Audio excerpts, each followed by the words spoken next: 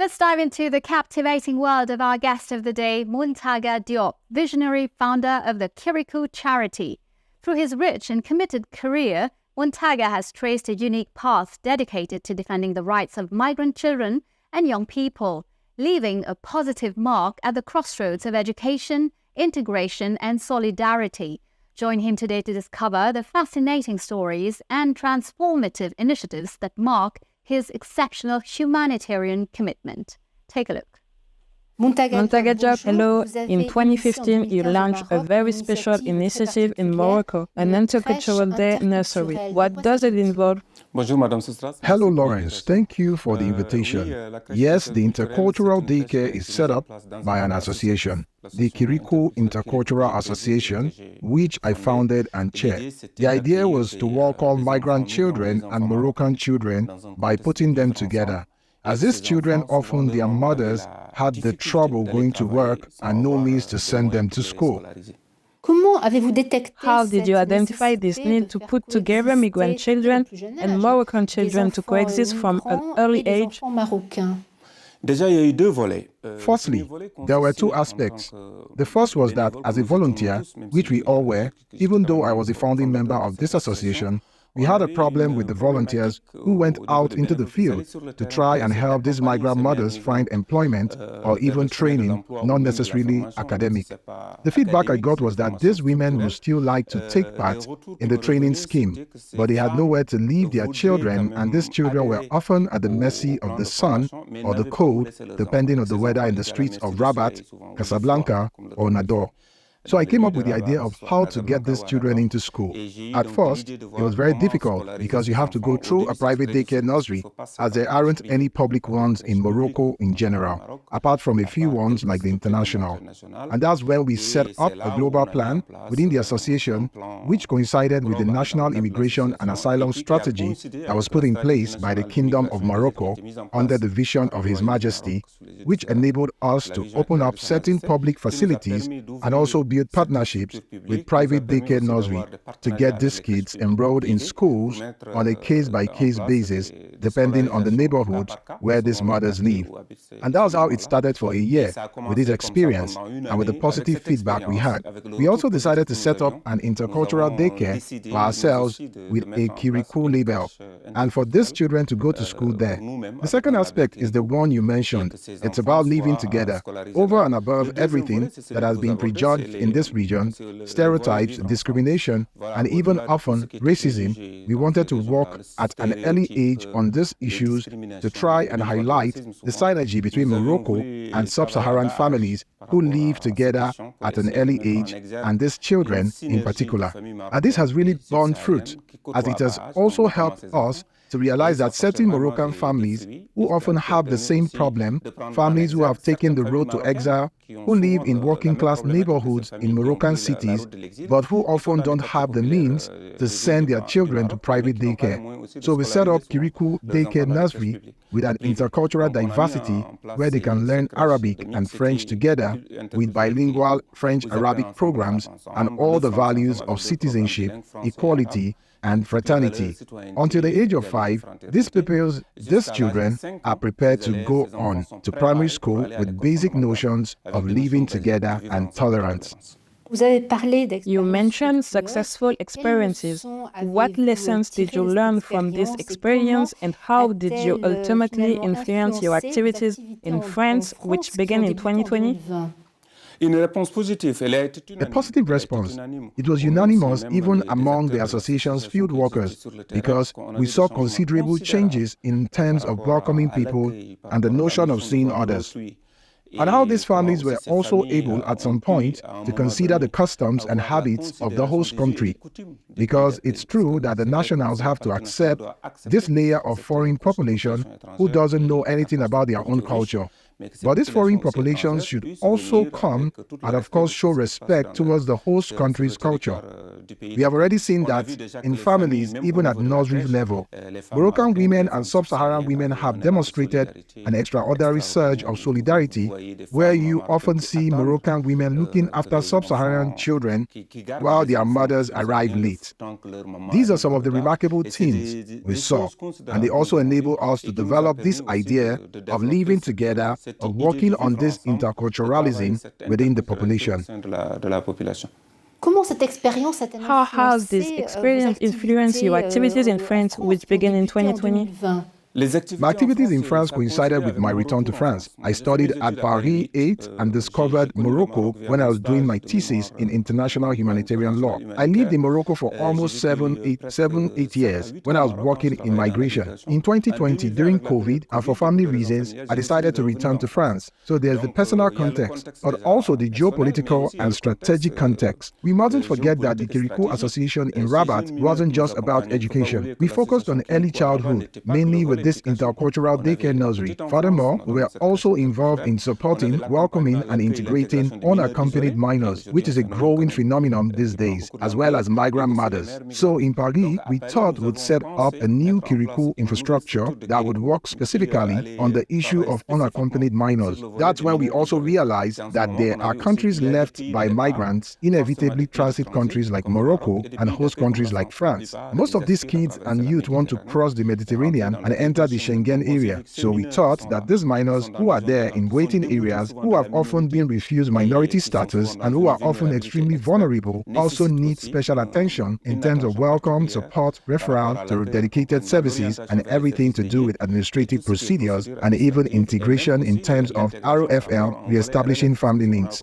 We started this in Morocco with the re-establishment of family ties, and the idea is to see that these young minors are trained in apprenticeship and can one day return to their host family, because we are aware and truly convinced that the place of these minors is with their family of origin. That's why we've set up a structure in Paris that works specifically on welcoming them and providing guidance to unaccompanied minors not in daycare.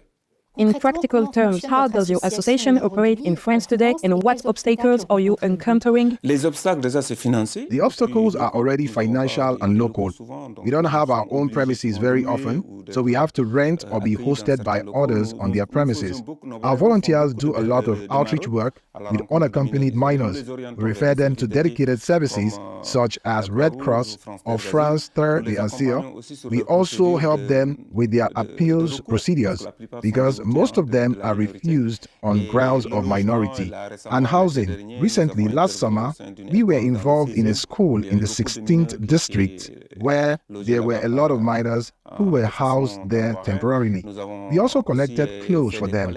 We also direct them to associations that can provide them with temporary accommodation, emergency housing, and we also try to set up with life projects, with apprenticeships and anything that involves training, such as mechanics or catering, for example, so that these young people can begin a path towards social-professional integration. At the same time, we are opening up an ROFL, re-establishing family links section, to help restore family relationships, even if there is the problem of otherness, so that these young people can be in contact with their families in their countries of origin, keep in touch, see those who want to return to Africa after a training course that can be financed by taxpayers, or at least those young people who want to stay here but who are accompanied by associations like Kirikou, but who remain in contact with their families of origin. How did these young people you know so well end up as immigrant minors or unaccompanied migrant minors? Did they live on their own? What happened to them? I think that in most of the stories that we hear, at least those that range from Agaset to Taman Rasset, the scenario is clear. Young people who live by mimicry. Often it's young people who are in villages, who have gone to Europe, who have succeeded, and perhaps come back with cliches that are a little different. There's also the failures of public schools in Africa. the failure of public policies. I talk about it all the time in my interviews. School dropout, abandonment, child protection has been abandoned in Africa today. As a result, these young people are wandering, vulnerable, trafficked, and they take the road to death. A road they call hope, but as we all know, it's a road fraught with problems, pitfalls, and exploitation, and most of them end up in the Mediterranean. So I think the problem is already linked upstream to the countries of departure. The failure of public policies, the failure of schools with school dropout, and also the problem of parenthood. Today's families, with the failure of the state, are no longer able to look after these children who, by mimicry, all take the road to death. Once they arrive in Europe, there's only one solution, and that is to try to set up humanitarian resources and access so that these young people, even beyond their vulnerability, can have a roof over their heads, can perhaps go back to school, and can have hope for a qualifying life project that might enable them to find their way back to hope. In 2018, you opened a branch in Senegal. Is your work different there, compared to your previous program? Exactly in 2012, during a trip to Senegal, I decided to set up a Kirikou branch following a meeting I had with local elected representatives. The idea was to work upstream on the causes because I'm convinced that just as much as we talk about the situation of migrants and minors in Morocco and France, at some point we had to reflect on the reasons that drive these young people to take the road to death. So when I discussed these issues with the elected representatives, I thought it was necessary to set up something in Dakar with friends and volunteers who were involved to try to really reflect on it with a think tank to see that what pushes these young people to leave, even if the reasons are known. And we thought of deploying a setup in Dakar. So the idea was already to implement daycare nurseries in rural areas, in rural urban areas, to help our women in rural areas who are struggling in market gardening and agriculture, so that they can shelter their children and go to work, but also to set up life projects in villages, in rural areas, in towns, in rural urban areas. Structural training for these young people so that they stay, so that they are stable and not tempted to leave. And those who have failed go back to school to take refresher courses with skills training to try to get a decent job on the field with the support of these local elected representatives. So we've signed agreements with a number of town councils in Senegal. And today, the Senegal team is also working on the ground to try and raise awareness of the need to prevent these young people from leaving. To raise the awareness among the local elected representatives and politicians to set up projects, to finance projects for these young people, for these women, so that at least this can reduce the impact of mass migration.